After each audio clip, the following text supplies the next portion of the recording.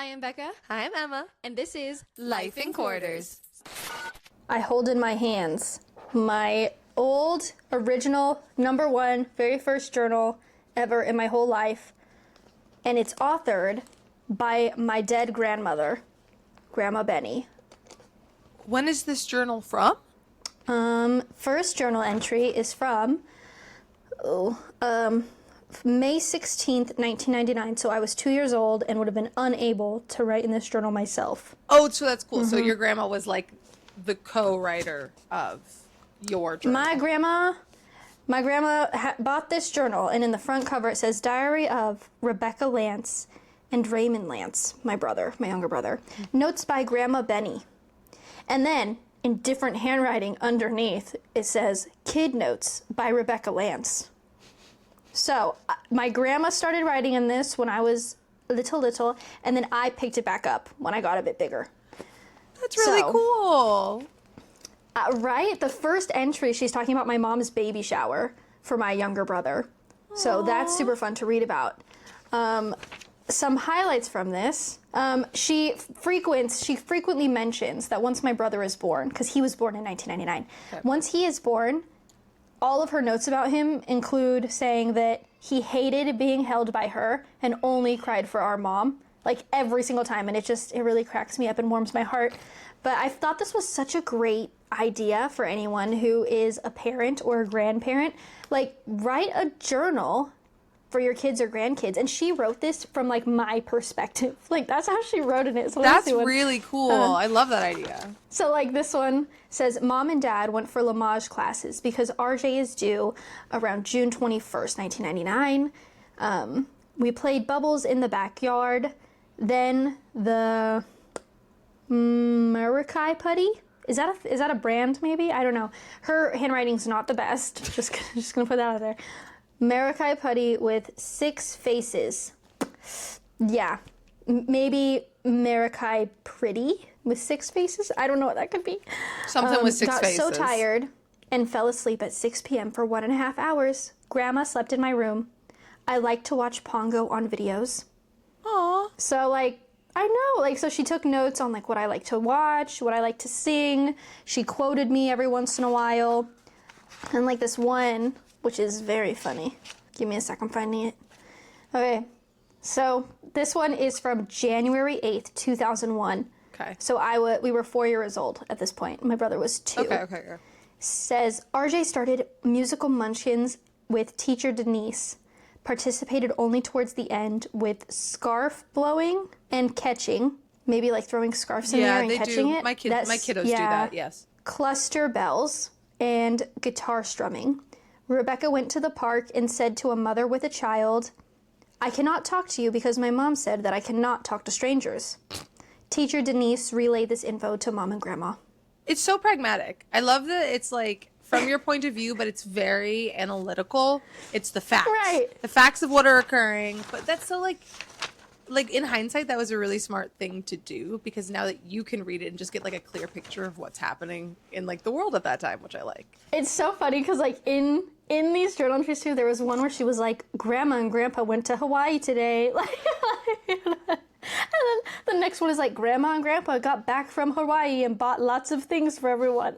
It's so cute. I love this. Okay, what else she got? Okay, so then we fast forward to my entries. Oh, okay. First one being in 2006, which I really thought I started journaling before that. There's like one specific journal that I remember making for myself where the cover says dairy on it instead of diary because I could not spell. I love that. But the first one's in 2006, and then the next ones are in 2007. And here's the thing, right? I wish I was more specific with the timelines because I have one that is just titled, like that has the header just says 10 years old. Doesn't say a date, doesn't say a year. Okay. Only says 10 years old. And here's what it says. It says, yesterday was fun, but I can't go to Manic Monday because I can't find my math test. Oh. I also am nervous because I am in love with redacted name here. There is a name written, but I will not read it aloud because I full named this person. You were 10. Although Maybe. I was 10. Maybe. Although he does think I'm crazy because I have a bad temper, and while my best friend, Julie, just dumped me for a new friend named Emma Bruno. She is so mean. See, you sent me a picture of this journal entry, and I, too, am confused because of the timeline, because that would mean that we were 10 when that occurred, which directly Fifth grade. defies 5th grade or 4th grade, because I don't think it was 5th grade. But that messes up everything we've ever said. It really throws a wrench in all of the timelines we've ever had regarding our friendship. Yeah. So I'm trying to recall, because here's the thing, when you're a kid, time doesn't matter. No, it moves weird. Time it's a weird moving does thing. not matter. Although I recall where the setting took place. I remember we were standing in front of the music room. Yes, I like remember near this. the steps. And I remember Julie being like, here's my best friend Emma. And I was like, oh. Kids are brutal. Oh. Okay, but then on the next page, which is, I do finally throw a date in. Okay, I say December 23rd, 2007. Okay. Today was good. The morning was fine, but really boring. I practiced at the park and went skateboarding, I think is what that word is. My new best friend went and moved to Norco. That's where my first best friend moved. Her name is Redacted. I loved full naming people. And you know what? I still full name people in my journals to this day. That's Because I true. figure if someone wants to read it in the future, like they'd want to know the full name. And also, if I'm an old person, nothing pisses me off more than forgetting someone's last name. When I go like, oh, what was their last name? Like, I just wish I knew their name. Like, I'm just going to tell myself in my journals. That's smart, honestly. I can't. Right? I know. I was like genius. I started doing that young. Anyways, I thought our new puppy was smart, so I set him on the counter and he walked right off the darn thing. Mom and Dad were so angry, but I don't blame them. I was mad at myself. Our puppy is a purebred miniature pinscher. He is very strong, if you ask me. His name is Bandit. He didn't even get hurt at all. He landed on his feet. Wow. I love kid speak. I love it so much. Just walked right off the darn thing. He's very strong, if you ask me. Who else would I be asking? You're writing the journal. But, okay, here's the thing, though. When I no longer had Julie as best friend, I got a new best friend. Yes. And I really thought I was best friends with her for a long time. Like, I went over to her house a lot. I remember her mom was growing strawberries. Yes. We like played Blebkins. Like, we would stay up at sleepovers so that we could we could be awake at midnight to like do the Wheel of Wonder and like do all the things you only get to do once a day. Yeah. And I'm like, did all that happen in what, like half a semester? The equivalent of half a semester, 1 year of my life? No, I feel like you were friends with her for a really long time also. I thought I was This friends is with why her I for a don't long buy time. this timeline. Because how old were we when you went to Holland for the world championship? I was, For baton. I think I was 10, actually. And you'll know why? You want to know why I think I was around 10 years old? Yeah. It's because I performed at Manic Monday, and this dude came up to me. I forgot his name. I think it was, give me a moment. This is going to piss me off. This is going to piss me off. I won't last name him. What was it? I feel like it was an Anthony or something, or I could see his face. Oh, man, that's going to bug me. Anyways, Was it a he came up to me friend? after. No. Oh. Absolutely not. He came up to me and he said, we could have had Manic Monday, but instead we had to watch you. And I was like, fuck you, dude. Did we only get Manic Mondays as 5th graders? Maybe it was Fun Friday. I feel like it was... Manic Monday's a 5th grade thing. Yeah, because Fun Friday was for the younger grades. You have a way better memory of this than I do. I have no idea. I just knew that I got one of those little wooden shoes because I asked. I was like, you got me one? And you were like, I did, actually. And I was like, I didn't think you got me one. But you gave one to Joanna. I love the gift. I did. Yeah. Your other best friend. Sorry. I know she was redacted, Right. but I don't know her last name. Yeah, so that's okay. I don't know her last name. I don't know her last name either. Slay. Oh, that's going to piss me off, too. So that was like why, I don't know. Wow, that's crazy. So that was 5th grade? I feel like we were so much littler. Because that sucks. Because then we've only been friends for how long? Not even that long. Only, what, 18 years? 19 Yeah. years? How old am I? 29. 19 years. 18 years. 19. Oh, we're 29. I thought we were 28. I just had the That's exact same embarrassing. thing, man. I tried to save you from what I did, and you did it anyway. I didn't pick up on it. No. It's because I don't listen to you. Sigh. I'm hated and despised. I know. I wish I was more consistent in writing at this age. I really just was writing off a whim. My last journal entry for this notebook was December 24th, 2007, and I said, today is starting out okay. We went shopping for my Grandpa Ray, R.I.P., and now I have to go practice at the park, and tomorrow is Christmas. Thank goodness for that. Thank goodness for that.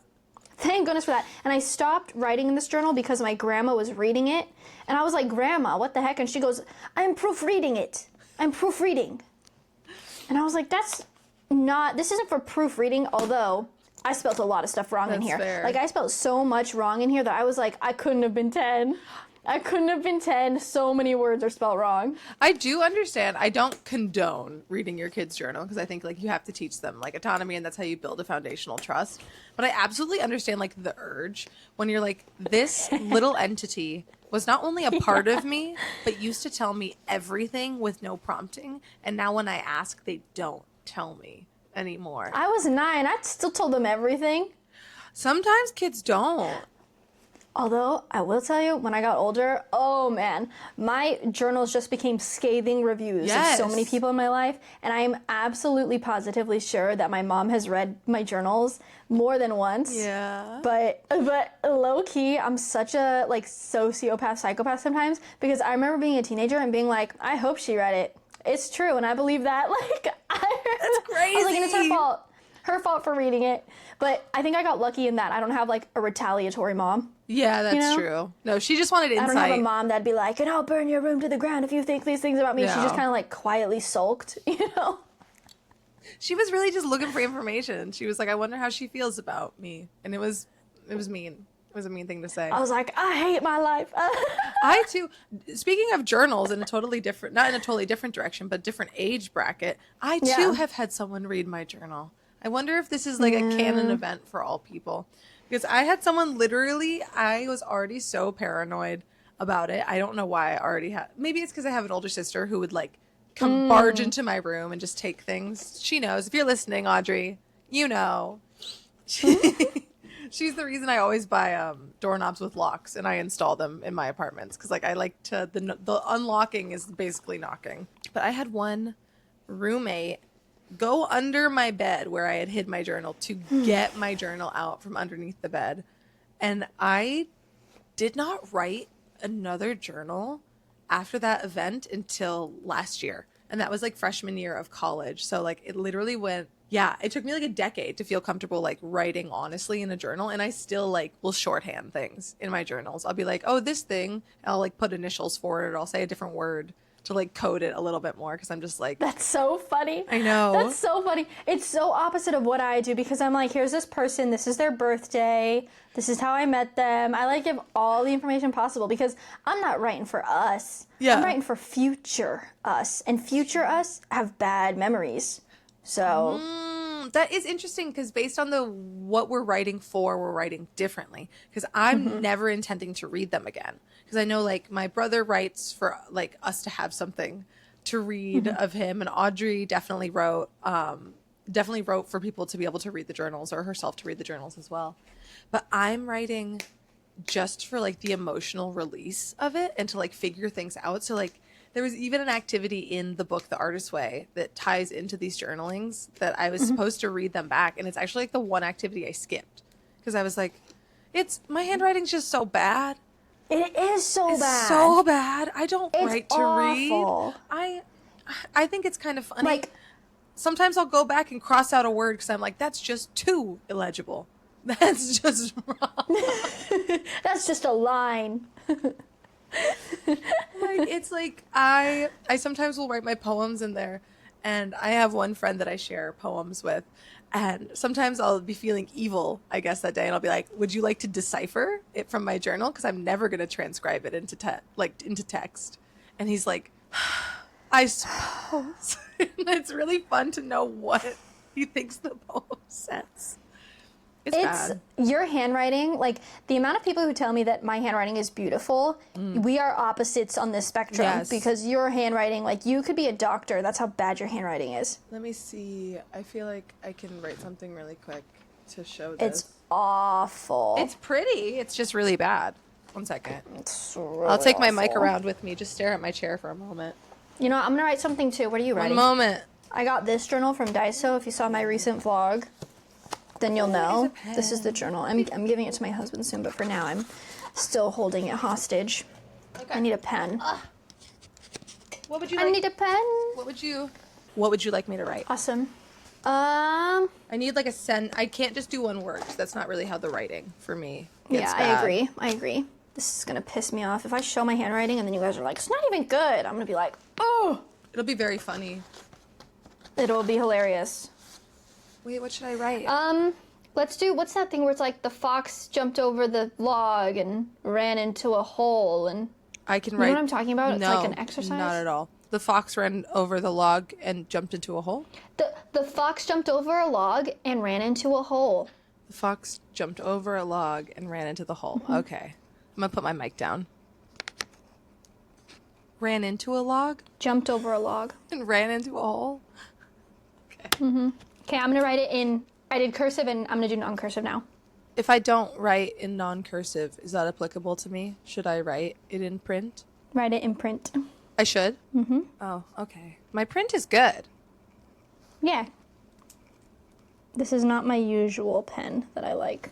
So, I'm going to show the camera my handwriting first. Okay. I can't I see hope it. that's I'm excited to see it. clear. I hope that's clear. So this is my handwriting. Emma, show yours to the camera. Well, I feel like the print is going to give me undue praise because I write well in print. I don't know if this is clear. Let me see. God, I hope this is clear. Yeah. Be clear. All right, now let's show the camera. I already did. Oh, well, show this camera so I can see it. Oh, this is Can you see mine? So fun for our audio listeners. I know what your handwriting looks like. It's lovely. Can you see? Yeah. Okay, don't sigh. The top line's rough. The top. But top one's rough. Writing in print is But so the bottom slow. one's fine. Here's the thing, writing in print takes so much effort. I hate it. It takes so much effort, takes so much more time. And I always say this when people talk to me about writing in journals where they're like, but my hand cramps up. Write in cursive. Yes. You don't have to pick it up every single time you write a letter. You just do. And it goes by so much quicker. And then also you feel fancy. You feel so fancy when you write in cursive. And it's like fun. You know what Yeah. I mean? And then you look back at your entries and you're like, who's this fancy schmancy old time person? Although, I will say that my concern for the future is that people won't be able to read cursive anymore. I am Because already worried. people are like, I can't write in cursive. We didn't learn that. It's I pretty know. intuitive. I feel like It is. I feel like you should be able to hack it. I feel like you should be able to look at cursive and deduce what each letter is. Like, not Yes. gonna lie. My mom But had... if you can't read cursive, ugh. I always say context clues. When I used to read, my mom's handwriting is about as bad as mine. I'd say it's a little prettier, but it's just as illegible. I'd be like, what does this say? And she was like, use context clues. And so like now when someone's reading mine, I'm like, use context clues. And which is not helpful when 5 out of 7 words in a sentence are illegible. But I feel like for cursive, you can use context clues. You 'cause can. Most of the letters are almost identical. So Yeah. I feel Get like, with the program. yeah, I feel like we can figure And it out learn together. cursive. If you don't know cursive, learn cursive if you want to journal because it's just so much fun. It's way fun. It's way quicker. I don't know. I love it. Yeah. What's your favorite part about journaling? Reading it later. Is it really your favorite part? That's funny. I like that. It is. I love That's it. I love it. funny. I love it. And I've gotten so much better as I've gotten older. Yeah. But also, I feel like going through my early journals and just getting these little morsels of information, I still like it. I still appreciate it. I still enjoy it. Even though I'm like, this told me nothing. It told me you went to baton practice and you brought 2 water bottles. Anything else you want to tell me? Anything else at all? But I still liked it. Yeah. It was still fun to read. And also, the journal that I have still smells like my grandma. Ooh, that's really nice. That's cool. And so I think that, I don't know, I think that it just holds memories even if you write garbage, even if you write yeah. nothing relevant. But I do think it's hilarious that I name drop you I love that. in my first 3 journal entries ever of my Yes. life. That is That's crazy. crazy. I'm pissy that it means we were 10. And I still don't I know, buy it. I me still too. don't buy it. But I know. I do feel like a celebrity. I was actually mapping this out in my brain because I was like, because you said Julie was your best friend in 3rd grade, right? I am like 90%. Because no, you know what? She was. I feel like I'm shouting. No, she was because we had Mrs. Little, and Mrs. Little was a 3rd grade teacher. No, wrong. Here's the thing. I had Mrs. Peters in 1st grade, Mrs. Kuhn in 2nd grade, 3rd grade was Mr. Cutler, and I distinctly remember making Julie cry. In the class? Yeah, in class because I don't think and I was feel like in class with Julie. oh, okay, well that's really helpful yes, because I I don't think think I I was was. no longer her friend at this point.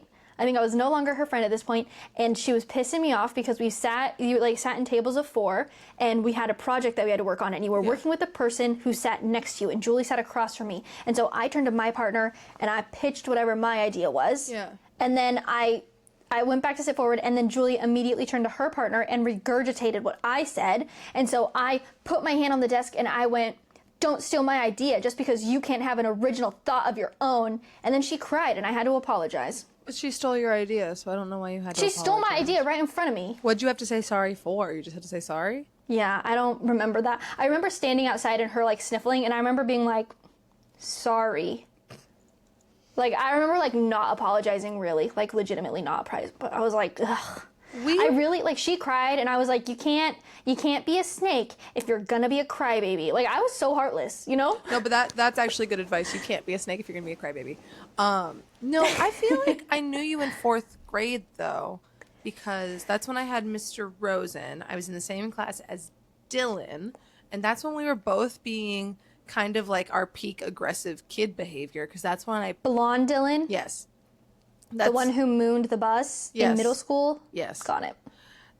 That's when I took my agenda, and I thought I was just having fun roughhousing. I'm sure it's because I had little brothers, and I bonked him on the face with it, and then he cried, and Mr. Rosen made me apologize. He was a crier. I know. He was a crier. He cried all the time. I hated that guy. But I feel like that happened when we knew each other, though, because I feel like the last 3 years of school melded together. I think because so, too. It's when you go from being in the front classrooms, like everyone close your eyes, imagine our elementary school. So on the left hand, so like imagine the food area, okay, like where the little awnings are and all the chairs and the tables where everyone eats their lunch, okay? And then on the right side of this, you have like foursquare and handball. And on the left side, you have tetherball, and also maybe foursquare and like the big toy.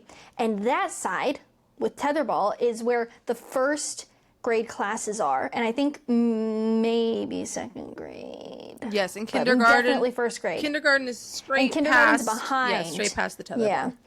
And then on the right hand side with the handball courts and the foursquare courts exclusively, that's where you have 4th and 5th grade. Yes. Like in 3rd grade. 3 through 5. I think 2nd grade was maybe in the building. Anyways, 3 through 5 was on the left-hand side. So like when you went out for recess, you were all together out there. I feel like exactly. I just don't feel like there's no way that we didn't meet until 5th grade.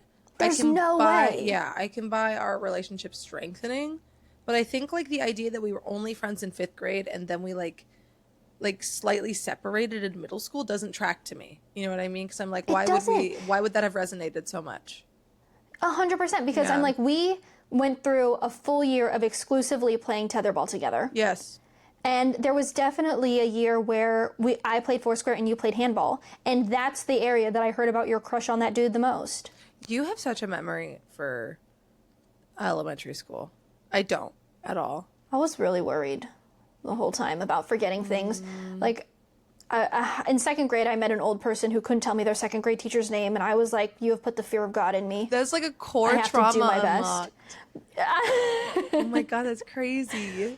They were like, oh, what are you doing right now? How old are you? And I was like, I'm in 2nd grade. And they went, what's your teacher's name? And I said, Mrs. Kuhn. What was your 2nd grade teacher's name? And they went, I don't remember. And I was like, oh. Wait, since we're on 2nd grade, this is just like me remembering. The thing I remember the most about 2nd grade is that it was my one true love story in this life so far. Because it's so funny. And I haven't had an opportunity on the podcast to talk about it yet. And I just think it's so like, as a 2nd grader, such a romantic moment. because Oh, man. it wasn't with the dude. This is why I was like, the crush thing I do think had petered out by second grade, because like I did like there was this guy and I was friends with, his name was Noah, and then I don't remember what our other friend was. No, it was a different Noah because he moved. That's part of, Okay. this is part of the story. Okay. It is actually like kind of heartbreaking. So we were, me and Noah and then this other girl were all playing together like often. And at one point I was talking to this other girl and I was like, oh, I like Noah. And she was like, Noah likes you too. And I was like, Noah likes me too? Oh my God. And so like me and Noah became boyfriend and girlfriend for like a week. And then at the end of that week, he was like, I'm moving. And I was like, you're moving? That's horrible news. And then on the last day, it was so sad. On the last day, I was like, okay, I'll give you my phone number so that you can call. Because at that point, like I was using my landlines and I would like call Julie. I called Julie often and Yes. stuff. Like not at that point, but like later on. Yeah, whatever. Oh, you call Julie all the time. Good for you. My best friend, Julie. But no, so Noah, like I gave him my thing, and then he did call me later that day, but he didn't leave his phone number. And so there was no way to get in contact with him. A stupid guy. I Stupid know. And then I went back. And he didn't call again to be like, why haven't you No. called me? The dedication wasn't there. He was in second grade, man. And then I got back to the class, and then in his little cubby, all that was left was this little icebreaker container. And I was like, I'll keep this forever to remember him by. It's like he's gone off to war. I know, that's why I'm saying it was so dramatic. It was like, I feel like I love that because it is so similar to my first crush's story. really? Yes. Okay. Okay. I'm going to take it now. Okay, slay. So I went to preschool and I met people, okay? Had some friends, had a best friend in preschool who was a bully. So I got to play with whatever toys I wanted because every time I wanted a toy, she would bully whoever was playing with it to give it to me. To the point where I was like, no, that's not necessary. Like, you keep playing with that. I'll wait my turn. Like, I was like... Protecting being a them good from guy. her. Right. And then we move on, we go to kindergarten, and we're like going to the kindergarten meet and greet. There's like a pre-thing you go to where the parents meet the teacher and whatever. And at that meet and greet, there was a boy I noticed. And I was like, oh my gosh, I know him from preschool. There were like 2 people from my preschool class who were also in my kindergarten class. And I went over, I was like, oh, hey, like, how's it going? And he became like my best friend in kindergarten. And like I think it's crazy how young we start having crushes. Yeah. Like, we're so young, we're so little. And I remember sitting down and like coloring in like a drawing of a Christmas tree and presents. And the teacher came over and complimented him and was like, oh my gosh, your coloring is so good. Like, you colored it all in.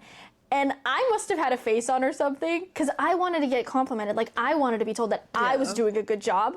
And right after she said that, he turned to me and he showed me the picture and he went, I didn't even color it all in. Like, I didn't even do that. Aww. LOL. She doesn't have her eyes open or something. And I was like, oh my God. Ah! Like that was so good to me. And then, you know, kindergarten comes and goes. We're in first grade now. Yeah. And I don't know if this was the same for like your class, but people were obsessed with like telling everybody who had a crush on them. Like, if you told someone like you had a crush on someone, they'd be like, oh, I'm gonna tell them. And you're like, no, don't tell them. Potentially, like, it was a game. Potentially basically. it would be, but remember, everybody told everybody about my crushes, so. Everybody told, yeah, it's true, that's true. I don't know. That was just your life experience. I was like, but I remember this girl I knew had a crush on him, and I was like, I'm gonna tell him you have a crush on him. And she was like, I'm gonna tell him you have a crush on him. And I was like, I don't have a crush on him. I don't have a crush on him. And then, like, I don't know how that came out to be. I know. But our moms, like, they got along really well. And it was one of those things where, like, after school, they would, like, talk for so long. And you just play and whatever. But eventually, he, too, was moving. I know. What the He was heck? moving, and I was like, this is a devastating blow. So I decided to write him a note. And in the note, I said, I have a crush on you. Do you have a crush on me? And then I put like yes or no in it. And then I misplaced it because I have ADHD, and that was true at 6. So I lost it, and I was like, well, okay, it's gone forever. And then my dog, who is named Lilo, R.I.P. There's a lot of R.I.Ps in this episode, but her name was Lilo. She was just a little puppy at the time. I was chilling. We were all chilling in the living room together as a family. Little girl walks out with this, because I tied the note to a stuffed animal that I got in a Happy Meal. No. She walks out with this little stuffed animal in her mouth. My mom takes it from her, opens it up. She laughs, because why wouldn't you laugh? I would laugh if that was my child in first grade being like, I have a crush on you. Do you have a crush on me? And you know what? I feel like it might have been worse. I feel like I might have asked if he was in love with me or something. But she calls his mom. She calls his mom to tell her about the note. And I was like, I'm going to jump off a cliff now. I remember she told me this. She was like, oh yeah, I told his mom. And I was like, why would you do that? Like, I was horrified. The story doesn't end here though, folks. I was hoping it wouldn't. I was worried that it was going to. I don't want it to end. Story doesn't end here. Fast forward. I'm now in middle school. Okay. We are at Disneyland for the performance for the marching band. So like if you're in a middle school marching band or a high school marching band, sometimes Disneyland will be like, come do a little parade for us. Yeah. So that's what we were there doing. Emma was also at Disneyland because she was in the drill team, right? Yeah. And so I'm walking around. I got pigtails in. I'm still at the phase of my life where I bring my teddy bear with me everywhere. I'm still at that phase. I think it was maybe 6th grade, early middle school. I'm carrying her with me all over the damn place. I'm holding her proudly in my arms. When I turn my head and lo and behold, who do I see? I see my old best friend / crush, plus his younger sister, plus his mother. And my mom's with me because she's our chaperone. My parents were like heavily involved in all activities, specifically like my mom. And so I look at her, she looks at me. I take my teddy bear, I shove it in her arms, and I go, hide her. And because I was like, he can't know I still carry my teddy bear around with me. This is embarrassing. so we meet up and we like run into each other, and he's wearing a happy birthday pin, and I was like, happy birthday. I need to know if he knows that you had a crush on him. I need to know this It's an extremely brief interaction. Extremely brief. Fast forward. What do you mean? We're in high school. What do you mean? Fast forward, we're in high school. He and I start messaging each other. Why am I not speaking well? He and I start messaging each other over Facebook Messenger. I don't know. Why? I don't know how it started. I don't know how it ended, but I know that we talked for a little bit. I know that we talked for like a couple of months. Maybe not even that long, but we talked over Facebook Messenger ever so briefly. Maybe it wasn't even high school. I don't know. And now I'm questioning all my timelines, but we did have conversations later. Okay. Yeah. Oh, that's it. You don't know no details about the conversations? There it ends. Zero details. They were boring conversations. They went nowhere. They were for nothing. I know. I took you on this long ride for no payoff, but yeah. I'm like kind of mad at you. And then I met my now husband, and we're married now, and it's not this kid that I met in elementary school. No, preschool. I do think it'd be interesting if somehow one day I remembered my Noah's last name, because I don't remember his last name. Do you have a yearbook from? I have yearbooks from 2nd grade. I do. My mom purchased all yearbooks for us for all years. If you find the 2nd grade yearbook, I'd be curious, because then we could like look into him just for funsies' sake, not in a creepy. 100%, I'm doing that. 100%, I'm doing that. I'm very excited because I cannot for the life of me remember his last name. But yeah, you know what's crazy is like the memory of the kids, like when you think back of how everyone looked to you as a kid, you're like, they looked like regular age, right? They were normal. And then you look back on pictures now and you're like, oh my, that's a toddler. It's a baby. That's like that child has 0 definable features. Yes, that's a 6-year-old. That's a baby. Like, they have 0 definable features, but at the time you're like, and that's just another man. Like this one, that's how you feel. I like him.